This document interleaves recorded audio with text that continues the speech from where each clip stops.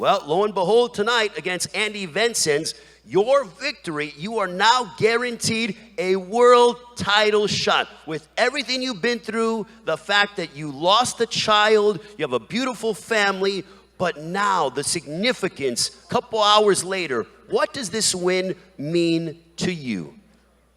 Yeah, it's fantastic. You know, I had a really rough year this year, but I always say you have to sacrifice, make big sacrifices in boxing and in life. If you don't make those sacrifices, then your dreams become those sacrifices. And I truly believe that. You know, I made those sacrifices. I wrote down all my goals, everything that I want to accomplish, and I read them every morning and every night. So to me, it's not a matter of if, but, or it's only when I'm going to accomplish these goals. And I actually have won a world title in 2021 or 2022. And then I have, or maybe before then, with a little smiley emoji, you know what I mean? So God knows, but God just, or the universe, whatever you want to believe in, just placed this right in front of me, and He made this for the world title eliminator. And I just believe if you can see it in your mind, you can hold it in your hand. So for me, I genuinely, I'm just waiting for the time that I become world champion. And I actually have wrote down as well that when I become world champion, I can move on to the next chapter of my life. And I'm looking forward to that. You know, I'm looking forward to closing this chapter and becoming a nice businessman, doing whatever, and being a nice family man, spending quality time with my family. I don't like leaving my family for all these camps, but sacrifices have to be made. And my queen of a woman at home, she's amazing, you know what I mean? She gave me the strength. She told me the night we lost the baby, we went to bed. The next day, she was like, go over and buy yourself some shorts and trainers, and you need to go for a jog. You need to be 100% for this fight. She was still in hospital. Like, we were in the hospital. I was running up and down the car park like a lunatic. I say people are like, who is this fella? Why is he up there in the bleeding hospital car park? You know what I mean? I was just doing mad things, but at the same, I was doing press-ups in the toilet because I couldn't train with a mask on, because you have to wear a mask in the hospital. It was a mad year. But all those things, when you get a little victory like tonight, it all becomes worth it. You know, I'm that little step closer to my dream, my goals.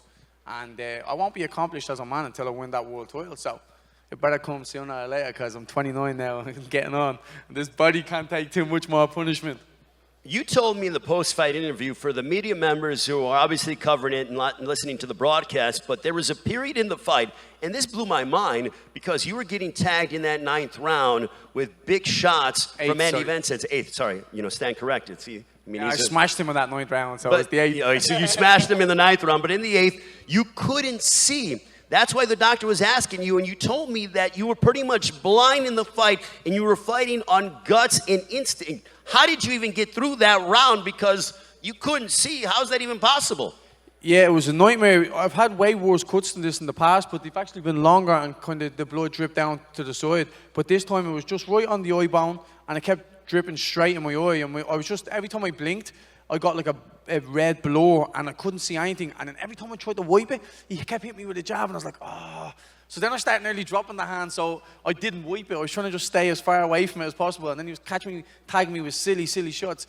But it was that little lapse of concentration. And when I walked back to that corner, I was just thinking, this gold book, like, I'm not going home. Or like, so it was the gold book. The gold book was in that night. You being a world champion in 2022. Yeah, I was literally walking here. I was like, I can't lose this because I'm not even tired. Like, I'm 100% here. I'm not losing this just because I can't see. I was like, I'm just going to close the distance and go to war. And I said it to my trainer when I sat down.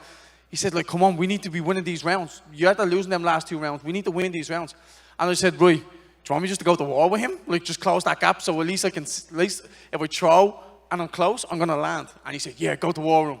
So we just went out there, put the pressure on him, and it was perfect. It worked. You know what I mean? Them last 2 rounds, what won me the fight. How proud are you? Because the one thing we know about fighters from Ireland, you guys come and you bring it every single time. Your country should be proud of you, but how proud are you to represent your country inside this ring on a global stage that was Triller Fight Club? Yeah, do you know what? I'm very proud, but I'm also my worst critic at the same time. I've been performing a million times better than what I performed in here in the gym. You know what I mean? So when we went back to the dressing room, me and my coach was like, we know that's not us. We know. I had 5 weeks only training for this fight, you know. So and it wasn't correct. At times, I was on knife feeds and I was sparring the next day. You know what I mean? So it wasn't correct. So we were burning the candle at both ends. And then I was like, right, I went to Mexico then, and at least the last 3 weeks, we got serious then. But up to that point, it was like I was knife feeds every second night, you know what I mean? It was hard work. But it's all worth it, you know? I'm going home with my family being very proud of me, my country watching, being proud of me, and my team and sponsors and everyone. I've made them proud. But the most important thing, you have to close the show. Champions know how to close the show. Well, you know you what did I mean? that. And I had to do that. I had no other option, you know what I mean? And when it comes push or shove, it's either right, you bite down the gum shield and you become a champion. That's how winning is done. And finally, what do you want to tell the rest of the champions at 130? Because now you have the #1 contender status. Your next fight will be for the world title. What do you want to tell all the champions at 130 pounds? I'm coming. King Kong Carroll is coming, and I can't wait. Because when I have a 12-week camp, the previous camp went amazing, and I was so sharp, I was so fit. It was incredible. I was in the best shape of my life. And then I went home, and my baby came out of hospital, so then I was, you know, it was a crazy time. So this one wasn't correct. But when I'm 100% and I get a 12-week camp, I'm going to destroy all them champions. I'm coming. And I don't even know the man's name who has the WBA, but I'm taking that belt.